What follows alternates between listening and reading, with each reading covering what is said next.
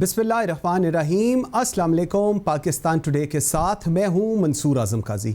नाज़रीन, आज 1 मई है, जिसको हम लेबर डे कहते हैं, मज़दूरों का दिन कहते हैं। हम सब इस दिन को हर साल मनाते हैं, ट्वीट्स करते हैं, मैसेजेस करते हैं, सेमिनार्स होते हैं और हम बहुत बातें करते हैं कि जी हमें मज़दूर के लिए कुछ करना चाहिए। लेकिन क्या हम सब ने बहैसियत एक कौम अपने मज़दूरों के लिए कुछ किया, उनके लिए कुछ सोचा? एक मज़दूर जब सुबह दिहाड़ी के लिए निकलता है और पूरा दिन सुबह से लेकर शाम 5 बजे तक वो काम करता है, पत्थर उठाता है, सीमेंट उठाता है और उसके बाद जब वो रात को घर जाता है तो क्या कभी हमने सोचा कि ये मज़दूर, इसके बीवी, इसके बच्चे, इसके माँ बाप, क्या ये इनको पाल रहा है? क्या ये इतना कमा रहा है कि वो अपने बच्चों को एटलीस्ट 3 वक्त की रोटी मुयस्सर कर सके? हम सारे बातें करते हैं, हमारे पास शायद बातों के अलावा और कुछ नहीं है। सुबह सुबह जब हम लोग अपने दफ्तरों की तरफ अपनी गाड़ियों पे या मोटर बाइक्स पे जा रहे होते हैं तो दोनों अतराफ हम लोग देखते हैं, अक्सर जो बड़ी रोड हैं, मैं अगर लाहौर की बात करूं तो फ़िरोज़पुर रोड पे यही सारे मज़दूर इंतज़ार में होते हैं कि काश हमारी एक दिहाड़ी लग जाए। कुछ खुशकिस्मतों की दिहाड़ी लग जाती है और जो लोग वहाँ बैठे रह जाते हैं, फिर वो आसमान की तरफ देखकर सिर्फ ये दुआ करते हैं कि अल्लाह ताला, हमने कौन सा ऐसा गुनाह किया था कि हमें आज रिज़्क नहीं मिलेगा। इस पर बात करना ज़रूरी इतना शायद ना हो जितना इसके ऊपर अमल दरामद करना है। किसी शायर ने क्या खूब कहा है, बोझ कांधों से कम करो साहिब, बोझ कांधों से कम करो साहिब, दिन मनाने से कुछ नहीं होता। सो ये एक जो सोच है, इसको हम लोग किस हद तक आगे लेकर चले हैं, या आज 1 मई, आज हम इस पे बात करेंगे और उसके बाद बिल्कुल हम इसी तरह इस चीज़ को भूल जाएंगे जैसे कोई और दिन। सो इस पे ही बात करेंगे। सेकेंडली, NA 249 का जो रिज़ल्ट आया है उसने एक नया पंडोरा बॉक्स खोल दिया है। इस वक्त फॉर्म 45 और फॉर्म 47 में रिकन्सिलिएशन नहीं हो रही, ये दावा है पाकिस्तान मुस्लिम लीग नून का, जिसको लेकर ये लोग इलेक्शन कमीशन के पास गए और इलेक्शन कमीशन ने हुक्म इम्तनाई भी जारी कर दिया है। बिलावल भुट्टो और मरियम नवाज़ कल से एक दूसरे के बिल्कुल आमने सामने हुए हैं। ट्वीट्स, बिलावल भुट्टो की प्रेस कॉन्फ्रेंस और मरियम नवाज़ की ट्वीट्स, उसके बाद इमरान खान की ट्वीट्स और मरियम नवाज़ की ट्वीट्स, इस पर भी बात करेंगे। और सबसे इंपॉर्टेंटली नाज़रीन, कराची का इशू क्या है? कराची का इशू, वहाँ पर कराची के रहने वाले पीपल्स पार्टी को वोट देते हैं, PTI को वोट देते हैं, मुस्लिम लीग नून को वोट देते हैं, PSP को वोट देते हैं, MQM को वोट देते हैं। लेकिन अगर आज भी कराची वालों के पास पीने को पानी नहीं और उनके तमाम लोगों के घरों में टैंकर्स ने आकर पानी देना है, तो किस किस्म के कराची या किस किस्म के बिजनेस हब की हम लोग बात करते हैं जब हम कराची को आइडलाइज करते हैं? Karachi is suppose to be one of the best cities of Pakistan. इस तमाम तर सूरत हाल पर बात करते हैं। अपने आज के प्रोग्राम में मुझे ज्वाइन किया है चौधरी शबाब ने, रुकन कौमी असम्बली है, पाकिस्तान मुस्लिम लीग नून को रिप्रेजेंट कर रहे हैं। मेरे साथ हैं आफ्ताब जहांगीर, वफाकी पार्लिमानी सेक्रेटरी हैं, पाकिस्तान तहरीक इंसाफ को रिप्रेजेंट कर रहे हैं, और शर्मिला फारूकी, रुकन सूबाई असम्बली है, पाकिस्तान पीपल्स पार्टी को रिप्रेजेंट कर रहे हैं। थैंक यू वेरी मच जी, बहुत शुक्रिया आपका। शर्मिला, मैं आपसे बात का आगाज़ करूंगा। आज 1 मई है, हम लोग इस पे बहुत बात करते हैं, हम लोग इसके ऊपर काफ़ी हर 1 मई को इसके ऊपर काफ़ी बातचीत करते हैं कि जी हमें ये करना चाहिए, ये नहीं करना चाहिए। शर्मिला, किस हद तक हम लोग कामयाब हुए हैं उस मज़दूर की ज़िंदगी को बेहतर करने के लिए जिसके लिए हम ये सब कुछ कर रहे हैं? ओके, मैं चौधरी शबाज बाबर के पास जी जाता हूँ। चौधरी साहब, सेम क्वेश्चन टू यू, कितनी ज़िंदगी हम बेहतर कर सके हैं लेबर की, एक मज़दूर की, अगर हम बात करें पिछले जब से पाकिस्तान बना है तब से लेकर आज तक? जी बिस्मिल्लाह, मंसूर भाई, एक अपने आज के हिसाब से बहुत सही आपने टॉपिक चुना है कि अनफॉर्चुनेटली सर हमारे यहाँ मज़दूर गरीब से गरीब तर होता जा रहा है। मज़दूर बेचारे को उसकी उजरत नहीं मिल रही है। जिस हिसाब से हमारे यहाँ जो गुर्बत बढ़ गई है और गरीब का आजकल जीना हराम हो गया है, जो महंगाई हो गई है, जो बेरोज़गारी हो गई है, चीज़ों की अशियाओं की खुर्द-ओ-नोश की कीमतें तो आसमान को छू रही हैं, साथ साथ बिजली जो नेसेसिटी है रोज़ाना की है, वो मज़दूर तो बहुत दूर की बात है। जो कोई एक मिडिल क्लास आदमी या लोअर मिडिल क्लास में जो बंदा है उसके लिए जिंदा रहना बहुत मुश्किल है। ओके। तो इसके हिसाब से अगर आपके मजदूर के लिए बात करेंगे, जो हमारे दिहाड़ीदार तबका है, जो हमारे लेबर है, निकलती हैं बेचारे, सुबह निकलते हैं शाम तक, जाहिर बात है उनसे बड़ा मैं कहूँगा कि मेरी नज़र में अल्लाह पर तवक्कुल करने वाला कोई शख्स नहीं है। बेशक। हम सब बातें सब करते हैं, उनका तवक्कुल अल्लाह है। वो सुबह निकलते हैं, अल्लाह ताला ने उनको रिज़्क़ देना होता है और अल्लाह पर के नाम लेके निकलते हैं और अल्लाह ताला ही उनको रिज़्क़ देता है। अगर हम कहें कि हमने कोई बेहतर कर लिया, हमारी पिछली गवर्नमेंट ने कोई बेहतर कर लिया, या इस वक्त गवर्नमेंट ने बेहतर कर लिया, मेरे ख्याल से हम वो सब कुछ नहीं कर सके जो उनका हक है, जो उनको चाहिए। सर बिल्कुल सही। आफ्ताब भाई, एक मजदूर दिहाड़ी लेता है 1,000 रुपया, जिसमें उसने खाना है, अपने आप को भी खुद भी खाना है और उसके बाद घर भी लेकर जाना है। मैंने अभी 1-2 रोज़ कबल एक बंदे से बात हुई, मैंने कहा यार तुम लोग किस तरह घर चलाते हो? आप यकीन करें, वो कहता है कि जी जिस दिन हमें घर में 2 टाइम का खाना मिल जाए तो हम अल्लाह का शुक्र अदा करती हैं। मतलब 3 वक्त की रोटी का कॉन्सेप्ट ही नहीं है शायद इस तबके के जहन के अंदर। क्या कॉमेंट करेंगे जी? मंसूर भाई, आपने आज 1 मई है, मजदूरों का दिन है, और आपने अभी एक बात अच्छा एक शेर सुनाया था कि दिन मनाने के बजाय उनके मसाइल की तरफ तवज्जो दीजिए। बिल्कुल। मैं आपको बताऊं कि मैं वाइस प्रेसिडेंट हूँ लेबर विंग पीटीआई का और सिंध का सदर हूँ लेबर विंग का। मुझसे किसी ने कहा कि आज 1 मई है तो क्या करना चाहिए? मैंने कहा जी आज घर पे रहना चाहिए, 2 रकात नफल पढ़ने चाहिए, समझे ना, और अपने घर वालों के और अपने पाक ये सब के लिए दुआ करनी चाहिए। क्योंकि हम दिन मनाते हैं, उस पर अमल तो करते नहीं है, जो बातें हम करते हैं। देखिए, मैंने आज ही अपने ग्रुप के अंदर, जो हमारा पार्लिमानी ग्रुप है, उसके अंदर एक तस्वीर डाली एक मजदूर की, और उसके साथ नीचे लिखा कि प्राइम मिनिस्टर साहब, आपसे मेरी ये वाना दरख्वास्त, कम से कम उजरत जो है वो 25,000 रुपये कर दें। क्योंकि अभी 20,000 रुपये है शायद से तो पंजाब में, लेकिन मैंने कहा उसे 25,000 रुपये कर दें, ठीक है, ताकि हम इस दिन उनको कुछ ना कुछ उनको खुशी का एक टोकन दे सकें। बिल्कुल सही, बिल्कुल सही। आप यकीन करें मंसूर भाई, मुझसे ज्यादा लेबर की सूरत हाल को कोई नहीं समझ सकता। मैंने जिंदगी का जब स्टार्ट किया तो एक मजदूर की हैसियत से किया, मुझे इसमें बताने में कोई शर्म महसूस नहीं की। मैं तालिब इल्मी के दौर में, मैंने जब छुट्टियां थी तो मैंने किसी एक दुकान में काम किया, तो उस पर मुझे उन्होंने कहा कि जी आपकी जो जिम्मेदारी ये होगी कि आपने दुकान की सफाई करनी है, झाड़ू लगाना है, चीजें। तो मैंने मजदूरी से अपनी जिंदगी का स्टार्ट किया, तो मैं मजदूर के हाल को बहुत बेहतर जानता हूँ। सही। आप यकीन करें, इस मजदूरी ने, ये गुर्बत ने इंसान को इंसानियत से गिरा दिया। बिल्कुल सही। ये जो गुर्बत है ना, ये इंसान, आप जिस घर के अंदर 4 बच्चे हों और वो शौहर सुबह निकले मजदूरी के लिए और उसको मजदूरी ना मिले, फिर उसके घर की औरतें जो है घरों पे काम करने के लिए निकलती है जब बच्चों की भूख देखती हैं। बिल्कुल सही। फिर जब उनके साथ जो कुछ होता है वो भी आपको इस माशरे के अंदर पता है। आप यकीन करें कि मैं बहुत तकलीफ महसूस करता हूँ। मैंने सियासत की, लेकिन मैं ये समझता हूँ कि मैं नाकाम रहा। मुझे जो काम करना चाहिए था वो नहीं, मैंने वो काम नहीं किया। हम ठीक कर सका। अच्छा, हम जो है ना, मैं शहबाज मेरा भाई है या शर्मिला बहन है, हम हमेशा उस क्लास की बात करते हैं जो कि जिनको अल्लाह ने नवाजा हुआ है।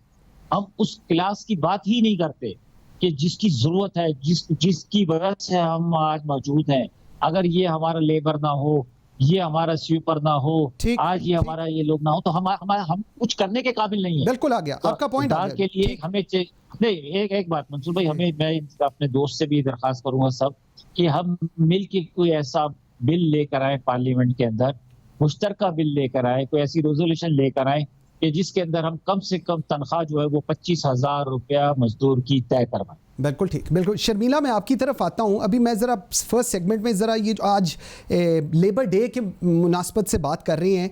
एक आम मज़दूर जिसकी शायद दिहाड़ी 1,000 रुपया, और वो भी बहुत कम जगहों पर उसको पूरी 1,000 रुपया दिहाड़ी मिलती है, वो अपनी फैमिली को चलाने। मैं अभी एक एग्जांपल दे रहा था, 2-3 रोज़ कबल मेरी किसी से बात हुई, उन्होंने कहा कि सर हमें याद नहीं कि हमने एक दिन में 3 मरतबा खाना खाया हो। मैं जब से एटलीस्ट मजदूरी में आया हुआ हुआ हूँ। मतलब हम अगर 2 वक्त का खाना खा लें तो हम अल्लाह का शुक्र अदा करते हैं कि अल्लाह ताला ने हमें बहुत कुछ दिया। हमने सिवाय बात करने के मज़दूरों के लिए क्या किया है प्रैक्टिकली ऑन ग्राउंड? जी शुक्रिया कादिर साहब। देखिए पिछले 2-2.5 सालों से जो मुल्क के हालात हैं वो आप सबके सामने हैं। अगर आप पाकिस्तान ब्यूरो ऑफ स्टैटिस्टिक्स की रिपोर्ट उठा के देखें पिछले साल की और इस साल की, तो आपको इतने भयानक फिगर सामने नजर आएंगे कि आपका दिल दहल जाएगा। ये अब मैं प्री कोरोना टाइम्स की बात करती हूँ, 2019 जनवरी और 2020 जनवरी की, इस 12 महीने के दौरान जो कि प्री कोरोना टाइम्स थे, 80 लाख लोग जो हैं वो मजीद पॉवर्टी लाइन से नीचे आ चुके हैं। 10 लाख जो है वो नौकरियां से हाथ धो बैठे थे। इस वक्त अगर आप देखें तो जो फूड इन्फ्लेशन है वो पाकिस्तान में 18.7% है। मुझे आप बात बताइए कि एक आम आदमी किस तरीके से अपना गुजर बसर करेगा, किस तरीके से वो बिजली का बिल देगा। अद्वियात जिसकी कीमतों के अंदर 500% इजाफा हुआ है, गैस की बिल जिसके अंदर 250% इजाफा हुआ है, किस तरीके से एक इज्जतदार आदमी गुजर बसर कर सकेगा। आप गरीब तबके को तो छोड़ दें, वो जो बेचारे बिल्कुल ही बेरोजगारी के आलम में हैं। और फिर कोविड के दौरान आपने देखा कि जो डेली वेजर्स हैं वो किस शिद्दत के साथ मुतासर हुए हैं, दुकानदार उनकी दुकानदारी मुतासर हुई है। पाकिस्तान जैसे मुल्क के अंदर जहाँ पर हम बात करते हैं कि जब हमने गुर्बत का खात्मा करना है, और ख़ास तौर पे ये हुकूमत PTI की जो सेलेक्टेड हुकूमत है हमेशा कहती है कि जी हम बेरोज़गारी ख़त्म करेंगे, हम नौकरियाँ जनरेट करेंगे। आपको कोई किसी किस्म की कोई पॉलिसी नज़र आई, कोई प्लान नज़र आया? नहीं नज़र आया होगा। दुनिया भर में हुकूमतों ने स्टिमुलस दिए हैं और लोगों को पैकेजेस दिए हैं कि उनके बिजनेसेस किक स्टार्ट हों, उनकी रोजगार किक स्टार्ट हो, लोग सरवाइव कर सकें। लेकिन इस हुकूमत के पास कोई प्लान नहीं है। आज भी अगर आप देखें तो कोरोना वायरस के हवाले से दुनिया भर में ग्लोबली अपने सिटीजन्स को लोग फ्री मुफ्त में जो है वो वैक्सीन लगा रहे हैं। अमेरिका जैसे मुल्क के अंदर आप देखें कि जून के अंदर पूरा अमेरिका जो है वैक्सीनेट हो जाएगा, दुबई वैक्सीनेट हो चुका है। लेकिन यहाँ पर हमें नहीं पता कि जी कुछ वैक्सीन जो दान में आई थी चाइना से वो आ गई, वो ख़त्म हो गई, कुछ इंपोर्ट हो गई, जो प्राइवेट इंपोर्टर्स ने इंपोर्ट कर ली, वो महंगे दाम में इनको बेच के वो ख़त्म हो गई।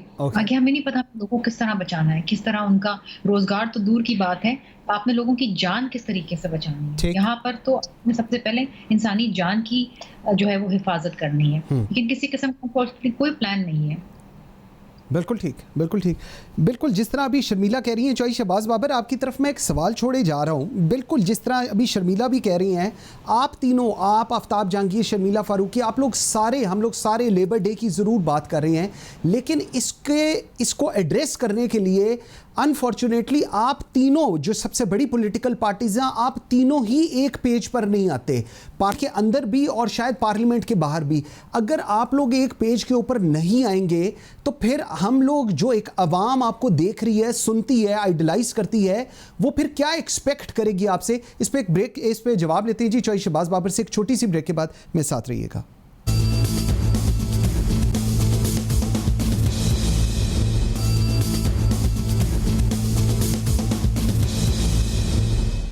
Welcome back after the break. जी चौधरी शहबाज बाबर साहब, आपके पास सवाल छोड़ गया था सर, आप लोग एक पेज, किसी इशू के ऊपर एक पेज पर आएँ ताकि एटलीस्ट जो सोशल इश्यूज़ हैं, जो एक आम आदमी की ज़िंदगी को बेहतर करने के इश्यूज़ हैं, एटलीस्ट उसके ऊपर कोई कंसेंसस डेवलप हो सके और चीज़ें आगे चल सकें। जी चौधरी साहब। सबसे बड़ी अव्वल तो बात ही कि आपने बड़ा अच्छा बोला किसी इशू पर आना चाहिए, मगर अनफॉर्चुनेटली बात ये है, ये हमारी जो गवर्नमेंट है PTI है, उसमें सारे के सारे लोग आफ्ताब भाई की तरह नहीं हैं। और कुछ लोग हैं जिनकी एक अलग जहनीत है, वो सब ये चाहते हैं कि पता नहीं अपोजिशन को बोलने का हक न दिया जाए, अपोजिशन बात ना करे, अपोजिशन के अगर तजवीज़ दे उसको एक्सेप्ट ना की जाए। सबसे बड़ा फोरम पाकिस्तान के अंदर नेशनल असम्बली का है जी, और उसके बाद प्रोफेशनल असम्बली है कि नहीं। जब नेशनल असम्बली के अंदर अपोजिशन को अगर दीवार से लगा दिया जाए, अपोजिशन को बात नहीं करनी दिया, अपोजिशन किसी भी बात के ऊपर लेकर आए, अपोजिशन की तरफ से कोई भी मेंबर बात करे, उसको वहां से उसको ऐसा समझा जाता है पता नहीं कि वो मुल्क के खिलाफ बात कर रहा है, इनकी पार्टी के खिलाफ बात कर रहा है। वहां पे एक अजीब ही माहौल क्रिएट कर दिया जाता है, जिसकी वजह से पूरे का पूरा असम्बली का माहौल खराब होता है और इनको इजलास जो है वो खत्म करना पड़ता है। मेरे ख्याल से सबसे अव्वल जो है सिटिंग गवर्नमेंट की जिम्मेदारी होती है वो सबको लेके चले, वसाइल लेके चले और कंसेंसस वो बिल्ड करती है। ओके, ठीक। अपोजिशन ने हमेशा रोल प्ले किया, अपोजिशन हमेशा आगे आई है, मगर वहाँ से हमेशा एक अलग ही नजरिए से देखा जाता है, जो कि वहाँ पे कुछ लोग बैठे हुए हैं जो कि स्पीकर साहब को भी हाउस चलाने की इजाज़त नहीं देते वहाँ से बैठे। ओके आफ्ताब भाई, मुझे एक चीज़ बताएं। मैं कहता हूं कि चले चाहे शहबाज बाबर साहब जो बात कह रही हैं, let's take it valid for a moment. Sir, आपने एक इनिशिएटिव की, आपने खुद बात की, आप खुद वफाकी पार्लिमानी सेक्रेटरी हैं, एक बिल पास होना चाहिए। आपको क्या लगता है, अगर आप बीइंग द ट्रेजरी बेंचेस आप इनिशिएट करें, तो क्या चौधरी शहबाज बाबर या शर्मिला फारूकी की जो पार्टी पाकिस्तान पीपल्स पार्टी है, आपको वाकई लगता है कि ये लोग ऐसे इश्यूज के ऊपर भी आप लोगों के साथ नहीं खड़े होंगे? अच्छा, देखिए मैं बताऊं मंसूर, की बात ये है कि हमने ये तय कर लिया है। मैं आपको ईमानदारी की बात बता रहा हूँ। अभी मेरे भाई ने बात की कि जी आप हम बात करते हैं तो हुकूमती नुमाइंदे बात नहीं करने देते, माहौल खराब करते हैं। आप शहबाज भाई से कहें कि हल्फन वो बात बताएं कि कभी आपने किसी मौजू के ऊपर, हमेशा मौका मिला अपोजिशन को बात करने का, लेकिन वो बात कहीं से कहीं चली जाती है, वो बदमज़गी की तरफ लेके जाते हैं। फिर जब वो ऐसी गुफ्तगू शुरू कर देते हैं कि मजबूरन ट्रेजरी बेंच से भी एक दो साहब खड़े हो जाते हैं, और वो जो है उसके बाद वो माहौल खराब हो जाता है, और फिर ये बात बिल्कुल सही है कि इजलास मुलतवी हो जाता है। देखिए, मैं हमेशा से ये ख्वाहिश रही कि मैं ये कहता हूँ कि मैं क्योंकि पहली दफा यहाँ मुंतखब होकर आया हूँ, तो मैं तो इसलिए इस मकसद के लिए आया था कि यहाँ से कुछ कानून साजी करूंगा, उसमें अपना रोल अदा करूंगा जिससे इस मुल्क के अंदर बेहतरी हो। बिल्कुल। अगर मैं भी अपने ज़मीर के भाई कि मैंने किसी ऐसे बिल के ऊपर वोटिंग की है कि जो इस मुल्क के आने वाले फ्यूचर को सिक्योर करेगा, मेरे बच्चों को सिक्योर करेगा, मुल्क के हालात, मुल्क के मजदूरों को सिक्योर करेगा, ठीक है। लेकिन यहाँ पे ऐसा लग रहा है पार्लियामेंट के अंदर कि जी हम कोई जाती जंग लड़ रहे हैं, चाहे वो ट्रेजरी बेंच हो, चाहे वो अपोजिशन हो।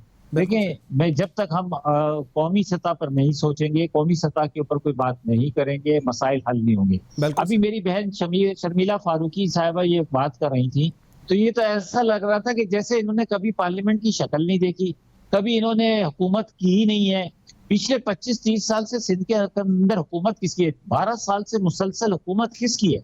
क्या ऐसी कोई इन्होंने कानून साजी की सूबाई सतह के ऊपर? क्या सूबे के अंदर पाबंदी लग जाती है कि कोई भी काम ना कर सके आप? सूबे को भी तो अख्तियार है। इस शहर, मैं जैसे एक मिसाल दे रहा हूँ, शहर कराची का 95% जो है वो सूबे को मिलता है। तो जब सूबे को 95% देने वाले शहर के अंदर मजदूर के पास सोने की जगह ना हो, मजदूर के पास मजदूरी करने के मौके ना हो, उसके पास तो ना हो, तो फिर कैसे होगा? ये तो ये जवाब लेता हूँ जी, मैं इस पे जवाब देता हूँ। शर्मिला, एक तो बताइएगा, आप लोगों की हुकूमत है सिंध के अंदर, एक 2-3 दहाइयों से है, कानून साजी इसके ऊपर क्या हुई क्या नहीं हुई? क्योंकि जो हम बात कर रहे हैं, शायद मजदूर की हम लोग बात, शायद हमारे लिए इतना इंपॉर्टेंट ना हो उसकी ज़िंदगी या उसका क्या वो कमा रहा है क्या नहीं कर रहा है, हम लोग उसके ऊपर कानून साजी, हम बाकी चीज़ों पर प्रियोरिटी है, लेकिन शायद इन लोगों की ज़िंदगी इतनी हमारे लिए प्रियोरिटी नहीं है। At least that's what we see while sitting on this side of the side. जी देखिए काजी साहब, अभी आपके मेहमान ने बात की कि जी हमारे पास 20-25 साल से सिंध में हुकूमत है और हमने क्या किया। हम जो फेडरल गवर्नमेंट में थे 2008 के अंदर, आपको याद होगा, हमने बेनज़ीर इनकम सपोर्ट प्रोग्राम शुरू किया था, जिसको आज इनकी हुकूमत ने नाम तब्दील करके इसको एहसास प्रोग्राम का नाम दे दिया। लेकिन ये पीपल्स पार्टी की हुकूमत ने शुरू किया था कि जो वनरेबल ख़वातीन हैं, जो मुतवासित तबके की ख़वातीन हैं, जिनके पास रोज़गार नहीं है, उनकी किफ़ालत की जाए। इसी तरीके से हमने सिंध के अंदर बेनज़ीर ट्रैक्टर स्कीम शुरू करी कि हमने ट्रैक्टर्स पे सब्सिडी देना शुरू करी, किसान को सस्ते बीज देना शुरू करे, सस्ता यूरिया देना शुरू करा। इसी तरीके से हमने यहाँ पर हेल्थ कार्ड का इनेकाद किया। ये जो अभी ये बात करते हैं ना खैबर पख्तूनख्वा के अंदर, जो हमने हेल्थ कार्ड, ये हम बहुत पहले शुरू कर चुके हैं। इसी तरीके से हमने यहाँ पर अगेन वुमेन प्रोटेक्शन प्रोग्राम शुरू किया। लेडी हेल्थ वर्कर्स एक बहुत कामयाब प्रोग्राम, जो आपके यहाँ ये घरेलू खवातीन हैं जो घर घर जाके इम्यूनाइजेशन करती हैं, पोलियो के ड्रॉप्स पिलाती हैं, उनको मुआवजा मिलता है। ये वो प्रोग्राम्स हैं जो हमने एक, जिसे कहते हैं ना, सोशल नेटवर्क में ख़वातीन को लाने की और एक हाउस होल्ड में एक सपोर्ट देने के लिए हमने ये सोशल प्रोटेक्शन प्रोग्राम शुरू करे। ऐसे बहुत सारे प्रोग्राम। ओके इसमें एक अलग से प्रोग्राम रखिए, मैं आपको बताऊंगी और मैं आपको फिगर्स के साथ, डेटा के साथ बताऊंगी कि कितने लोग इसके हर प्रोग्राम के एनरोल्ड हैं और कितने घरानों को इससे फायदा पहुंच रहा है। Okay. मैं सिर्फ ये बात करना चाहती हूँ कि पिछले 3 सालों के अंदर इस हुकूमत ने कौन सा सोशल नेटवर्क प्रोग्राम शुरू किया है, कौन सा ऐसा प्रोग्राम शुरू किया है जहां पर किसान को सपोर्ट मिले, कौन सा ऐसा प्रोग्राम शुरू किया है कि जहां पर मजदूर को सपोर्ट मिले, क्या इन्होंने मिनिमम वेज करी। ये तो सरकारी नौकरों की 10% तनख्वाह भी नहीं बढ़ाते इस महंगाई के अंदर, वो भी इस दफा सिर्फ सिंध ने किया है और किसी सूबे के अंदर नहीं किया। इनके दौरे हुकूमत में तो हर तबका एहतजाज कर रहा है, सड़कों पे बैठा हुआ है, प्रोटेस्ट कर रहा है कि खुदारा हमारा हक दें। पीपल्स पार्टी हुकूमत 18वीं तरमीम लेकर आई, यूनानिमस एनएफसी अवार्ड दिया ताकि सूबों के पास ज्यादा अख्तियारात और वसाइल हों, अपने ग्राउंड रियलिटीज को देख के वो अपने सोशल नेटवर्क प्रोग्राम्स और अपने मंसूबे वो शुरू कर सकें। सूबों को तकवीत दी। मुझे समझ नहीं आता कि इस तरीके से बैठ के कहते जी इन्होंने क्या किया, ये क्या, या इनको समझ नहीं है, या इन्होंने समझने की कोशिश नहीं की, या ये सब इतने ना है। बात ऐड कर लें जी, इनसे कहें कि वो हेल्थ कार्ड जो है ना वो आपको 2-4 भिजवा दें। कौन से हेल्थ कार्ड जी? आफ्ताब भाई कौन जो सिंध के अंदर हेल्थ कार्ड, सिंध के अंदर जो हेल्थ कार्ड दिए ना मेरी बहन की हुकूमत ने, वो कहें कि यार 2-4 वो कार्ड भिजवा दें ताकि हमें पता तो चले वो हेल्थ कार्ड की शक्ल कैसी है, उसका कार्ड। आफ्ताब भाई, शर्मिला फारूकी ने कहा है कि इसके ऊपर हम पूरा प्रोग्राम करते हैं आपके साथ और मैं आई विल मेक श्योर कि she brings them along. Joke, they think the government is a joke, they think people are a joke. इन्होंने लोगों का मजाक उड़ा के रख दिया। इन्होंने जो केपीके के अंदर हेल्थ कार्ड किया है ना, वो सिर्फ उस कि जो लोग अस्पताल में दाखिल होंगे उनके लिए। कोई बंदा ओपीडी में जाएगा उसको अपनी जेब से पैसे देने पड़ेंगे। इनके अस्पतालों का निजाम अगर आप केपी के अंदर देखें तो इतना नाकस है कि इनको शर्म आनी चाहिए। अच्छा, लेकिन इसके बारे में नहीं करेंगे। ओके, ठीक है, एक छोटी सी ब्रेक लेते हैं जी। जरा ब्रेक से वापस आते हैं तो NA29 का जो रिजल्ट है इसके ऊपर एक नया पंडोरा बॉक्स खुल गया है और वो कहते हैं कि जी फॉर्म 45 और फॉर्म 47 में रिकंसिलिएशन नहीं हुई, मिफ्ता इस्माइल ने कहा है, और जिसको लेकर इलेक्शन कमीशन के पास गए हैं और इलेक्शन कमीशन ने हुक्म इम्तना जारी कर दिया है। अब देखते हैं इस पर क्या होता है, इस पर बात करेंगे जी, मेरे साथ रहिएगा।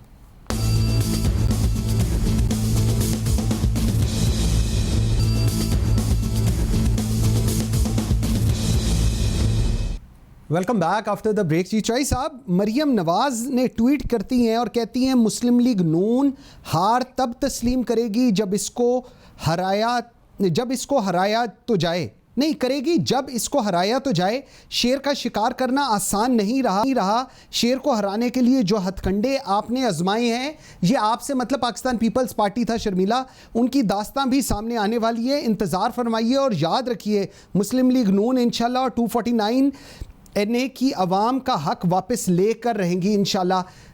मुझे आप समझाएं चॉइस साहब, पीपल्स पार्टी इलेक्शन जीत गई, आप लोगों को क्या इशू हो गया है? अगर वो जीत गए आप एक्सेप्ट करें वो लोग इलेक्शन जीत गए हैं, आप नहीं जीते तो आप कहते हैं कि वो भी नहीं जीते। यार अजीब आप लोगों की बात है। मंसूर भाई क्या बात है, माशाल्लाह आप बिल्कुल सही कह रहे हैं। बात ये है ब्रदर के जो इलेक्शन हुआ है वो हर एक को पता है कैसे हुआ है। मुझे ये समझ नहीं आ रही है इस पार्टी की वहां पर किस कारकर्दगी की वजह से वोट मिला है, ये मुझे समझ नहीं आ रही भाई। माशाल्लाह जैसे आफ्ताब ने इस पार्टी माशाल्लाह 12 साल से गवर्नमेंट कर रही है, बल्कि 13 साल होने वाले हैं। सिंध के अंदर हुकूमत उनकी है, जिस इलाके में जाएं वहाँ पे ना सड़कें हैं ना रास्ता है, वहाँ चोरियाँ लूट मार रूज पर है। उस जगह पर तो छोटे पूरे कराची के अंदर कहीं पानी नहीं मिलता पीने को भाई। ये कराची का बहुत बड़ा मसला है जो कि 12 साल के अंदर पीपल्स पार्टी इस मसले को हल नहीं कर सकी है। मुझे ये समझ नहीं आती कि कराची के अंदर पीपल्स पार्टी ने क्या किया है जिसकी बिना पर इनको वोट मिला है। जो आप बोलते हैं, जो मैडम मरियम ने बात की है, मुझे तो वो बाबा रहमते वाली बात याद आ गई है कि वो अस्पताल में गए थे, वहाँ उनको शरबत की बोतल मिली थी, वो शरबत की बोतल वो शहद की बोतल में तब्दील हो गई है। तो भाई यहाँ पर तो शरबत को शहद में तब्दील किया जाता है। ये तो 190 जब तक पोलिंग एजेंट्स के स्टेशन के रिजल्ट आ रहे थे, नून लीग जीत रही थी, 190 के बाद रिजल्ट रोक दिया गया। और कौन सा पता नहीं कारनामा हुआ है, कौन से जन्नात आए हैं, किन्होंने ऐसा क्या काम किया है कि जिसकी वजह से पीपल्स पार्टी आगे चलेगी, नून लीग पीछे चलेगी। अच्छा, मेरा भी कराची में आपको मालूम है कि आना जाना है, दोस्त आ रहे हैं। हाँ। वहाँ पे पीपल्स पार्टी के मुकाबले की बात ही कोई नहीं कर रहा था। बिल्कुल हर एक को पता था नून लीग ने जी जाना है। मिफ्ता इस्माइल साहब की जो उनकी कारकर्दगी है, जो उनका काम है, जो उनकी कैंपेन है, हर एक को वाज़ेह नजर आ रहा था।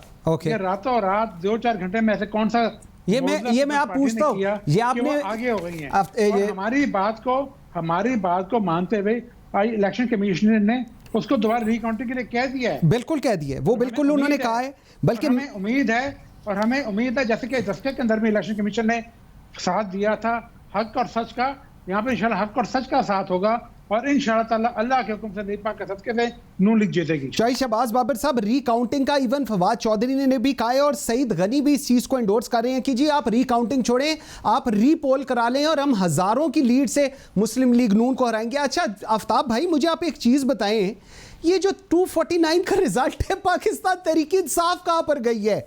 मैं देख रहा था जब फैसल वोडा थे तो 35,000 की लीड आप लोगों ने ली थी और अब 8,922। क्या हुआ? पीटीआई को क्या हुआ है वहां पर?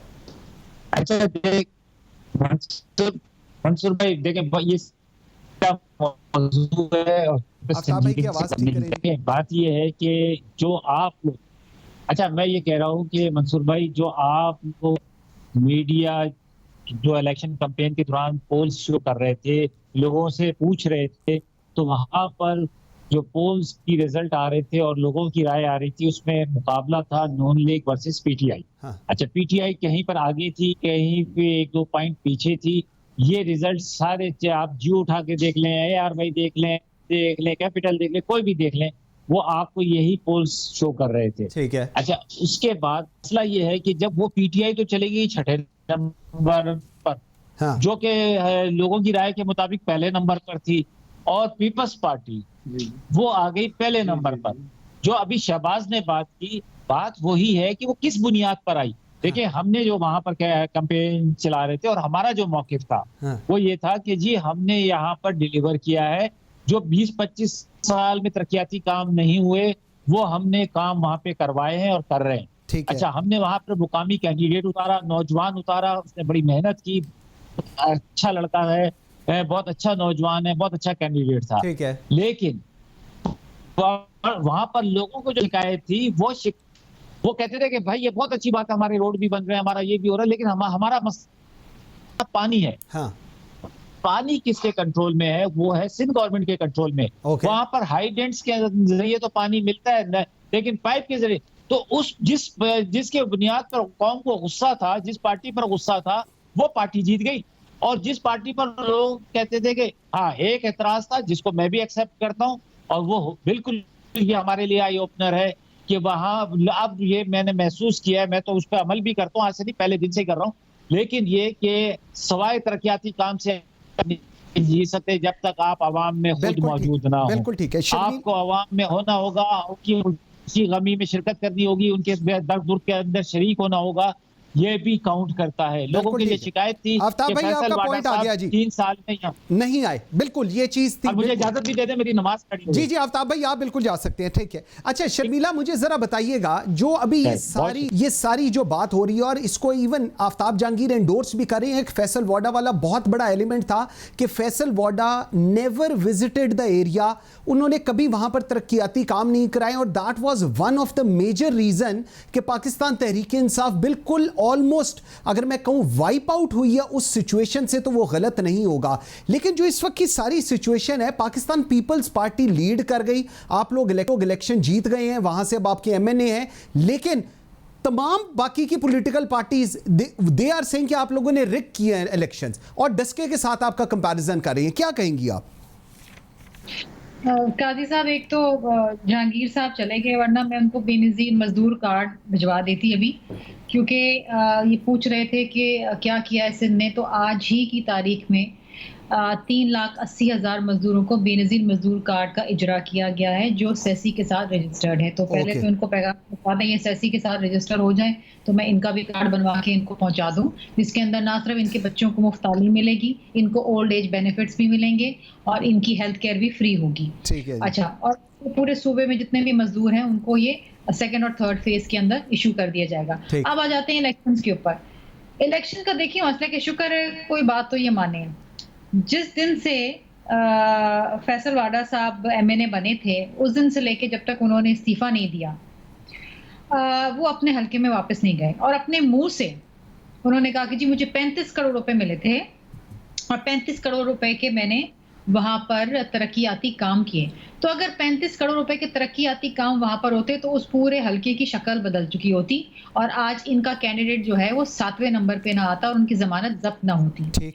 अब आ जाते हैं पीपल्स पार्टी के कैंडिडेट की। पीपल्स पार्टी के कैंडिडेट ने यहाँ से 2018 में भी इलेक्शन लड़ा। हाँ। और वहां से शहबाज शरीफ भी हारे। अच्छा, उससे पहले भी उन्होंने इलेक्शन लड़ा और वो मुस्तकिल हल्के में रहे और फैसल वाडा साहब को घर पहुंचाने में भी उनका बड़ा कलीदी किरदार रहा, क्योंकि वही पिटिशन लगा के इलेक्शन कमीशन में भी गए थे और हाई कोर्ट के अंदर भी गए थे कि वो नाअहल है। हमने वहां पर काम भी करवाए हैं, हमने वहां पर लोगों की दाद रसाई भी की, हम उनके खुशी में उनकी कमी के अंदर उनके साथ खड़े हुए हैं। लोग देखते हैं कि क्या आपका कैंडिडेट एक्सेसिबल है, आप उनसे मिल सकते हैं, क्या वो आपके मसाइल हल कर सकता है कि नहीं। ये बड़ा आसान रेटोरिक है कह देना कि जी पीपल्स पार्टी की हुकूमत 20-25 साल से उसने क्या किया, सड़कें देखो, फला करो, ये करो, वो करो। ठीक। आप किसी दिन अलग से प्रोग्राम रखें और मैं आपको बताऊंगी कि पीपल्स पार्टी की गवर्नमेंट के अंदर सूबा सिंध के अंदर क्या किया है, हेल्थ के डिपार्टमेंट, एजुकेशन के हवाले से, किसानों के हवाले से, और जिस शोबे की आप बात करेंगे उस हवाले से मैं आपको बताऊंगी और उसकी कंपैरिजन भी आप कर लीजिएगा बाकी दीगर सूबों के हवाले से। ठीक है। आज कोविड के अल्हम्दुलिल्लाह हालात बहुत बेहतर हैं सूबा सिंध में बनिस्बत पंजाब और KPK के। ओके। मुझे खुशी नहीं हो रही ये बात कहते हुए, मेरे दिल को तकलीफ होती है, लेकिन जिस तरीके से माजरत के साथ इस पूरी सिचुएशन को हैंडल किया गया पहले वेव में और अब, दिस इज क्रिमिनल। ओके। ठीक। ये एक शख्स जो कोविड से इंतकाल कर रहा है, इसका खून इमरान खान साहब के सर पे जाएगा। ठीक ठीक। अच्छा, मुझे एक चीज़ बताएं, अब जो कंसेंसस हुआ है या इवन जो अब इलेक्शन कमीशन ने कहा है कि जी इसको रिकाउंट किया जाए, डू यू पाकिस्तान पीपल्स पार्टी का इसके ऊपर क्या स्टांस है? फिर मैं चॉइस शहबाज बाबर की तरफ भी जाता हूँ। जी। वाले री इलेक्शन करवा लें, नतीजा यही होना है। अच्छा, बड़ी कॉन्फिडेंस। आप ग्रेसफुली अपनी हार को तस्लीम कर लें और सामने वाले की जीत के ऊपर आप उसके साथ मिलके तालियां बजाएं। जब डस्पा के अंदर PMLN जीता तो हमने इनके साथ तालियां बजाई, हमें खुशी हुई। हमें खुशी इस बात की हुई कि ना सिर्फ PMLN जीती बल्कि PTI को शिकस्त दी। बिल्कुल ठीक। पूरे पाकिस्तान में जितने ज़िमनी इंतखाबात हुए हैं सब में PTI को शदीद शिकस्त दी है। हाँ। और ये अवाम की आवाज़ है, ये अवाम का वोट है जो उन्होंने इस्तेमाल किया है, इससे इनको खुश होना चाहिए। ठीक। हर सीट तो नहीं जीत सकते ना, हर सूबे में हर सीट जीत तो ये नहीं सकते। पॉइंट आ गया आपका। चॉइस शहबाज बाबर, शर्मिला फारूकी बड़ी कॉन्फिडेंट हैं, वो कह रही हैं आप दोबारा री इलेक्शन करा के भी देख लें, आपको हम हराएंगे ही। और आप लोग खुश नहीं होते, आप जेलस हैं उन लोगों की कि वो लोग कामयाब हुए हैं और इसलिए आप ये सब कुछ कर रहे हैं। जवाब दीजिएगा आज। नहीं सर, मेरी बात ये मंसूर भाई कि अगर अल्लाह करे ये बिल्कुल इनको जीतना चाहिए, अगर ये सही तरीके से जीतेंगे, अगर इसमें कोई दो नंबरी नहीं होगी, धांधली नहीं होगी, हम इनको दिल से की गहराई से इनको मुबारकबाद देंगे। मगर जो वक्त पे नजरात आ रहे थे, जो हल्के में एक पोजीशन नजर आती है, मैं भी इलेक्शन लड़ता हूँ, मेरे भी हल्का है, हर जो कैंडिडेट को पता चल जाता है वो किधर जा रहा है, क्या पोजीशन है, किधर जा रहा है, जो कि वहाँ पर हमारी 190 पोलिंग स्टेशन रिजल्ट आ रहे हैं, 190 आए हैं, तो उसमें नून लीग आगे है। वो 30 ऐसे कौन से पोलिंग स्टेशन थे जिससे एकदम चेंज हो गया, वो हमें समझ नहीं आ रही है। वो अगर कभी बैठेंगे तो शर्मिला बहन मुझे समझा दें तो मैं उसका बड़ा मशकूर होऊंगा। अच्छा चॉइस साहब, मुझे एक चीज बताएं, चले एक आप कराची के पानी का मसला हल कर दें, बाकी जगह कराची के लॉ एंड ऑर्डर का जो मसला था वो तो मियां नवाज शरीफ साहब ने खत्म किया, आके खत्म किया। उसके बाद कराची के अंदर डेवलपमेंट हुई है, पाकिस्तान के अंदर जितनी लोड शेडिंग का मसला था मियां नवाज शरीफ ने खत्म किया था। कराची के अंदर जो ग्रीन और लाइन के जो तरक्याती काम शुरू हुए थे मियां नवाज शरीफ ने खत्म आके शुरू किए थे, जो कि पानी के मसले पे मुझे शर्मिला से पूछने दें। मेरे पास चॉइस साहब, मेरे पास टाइम थोड़ा रह गया। शर्मिला, पानी के मसले के ऊपर क्या कमेंट करेंगी? चॉइस साहब 1 मिनट, मेरे पास टाइम बिल्कुल थोड़ा रह गया जी। जरा घरों में रहते हैं मगर पानी वहां पर भी नहीं, कोई इतना बहुत बड़ा मसला नहीं, पानी का मसला हल हो जाएगा। डेफिनेटली इश्यूज हैं और ना सिर्फ इश्यूज सिर्फ सिंध के अंदर, बाकी सूबों के अंदर भी हैं। आज अगर आप देखें तो लाहौर के अंदर आप देखिए जितना कचरा पैदा हो गया है, पूरे लाहौर के अंदर आप पहले हमें कचरा नजर नहीं आता था, लेकिन अब जो कचरा आ गया है मतलब वो दिल दहलता है उस कचरे को देख के। तो ये अपना किबला दुरुस्त करें। शर्मिला, इस टेन्योर के अंदर चॉइस साहब 1 सेकंड, चॉइस साहब 1 सेकंड मैनू दे जरा। शर्मिला जी, इस टेन्योर के आप लोगों के अंदर एटलीस्ट पानी का इशू रिजॉल्व होता आपको नजर आता है जी इस टेन्योर में? पानी का मसला हल हो जाएगा जी। पानी का एक बहुत बड़ा मसला है, पूरे मुल्क का मसला है। ठीक है, हम इर्फा के ऊपर जो है 100% अमल दरामद नहीं कर रहे हैं। ओके। आई थिंक ये CCI के अंदर इसको ले जाना चाहिए, इसके ऊपर मामला तय होने चाहिए। जहां तक अगर आप समझते हैं कि सिंध के अंदर इश्यूज हैं, तो यस डेफिनेटली इश्यूज हर सूबे के अंदर होते हैं, हमारे यहाँ भी हैं, लेकिन हम इसको हल कर लेंगे। बिल्कुल ठीक है। शर्मिला फारूकी चौधरी, शहबाज बाबर, आफ्ताब जहांगीर साहब, थैंक यू। शर्मिला ने जाते हुए इस चीज़ की कमिटमेंट की है कि इस टेन्योर के अंदर, ये जो इस वक्त टेन्योर चल रहा है हुकूमत का, पानी का मसला ज़रूर हल होगा। ये हम लोग रिकॉर्ड रखेंगे और अल्लाह खैर करे इस नेक्स्ट जब हम बात करें होंगे इस असेंबली के टेन्योर के बाद, तो ये सवाल ज़रूर मैं करूँगा इंशाल्लाह ताला। Thank you very much for watching Pakistan today. बशर्ते ज़िंदगी आपसे मुलाकात होगी कल। मुझे मंसूर आज़म काजी को इजाज़त दीजिए। अल्लाह हाफ़िज़।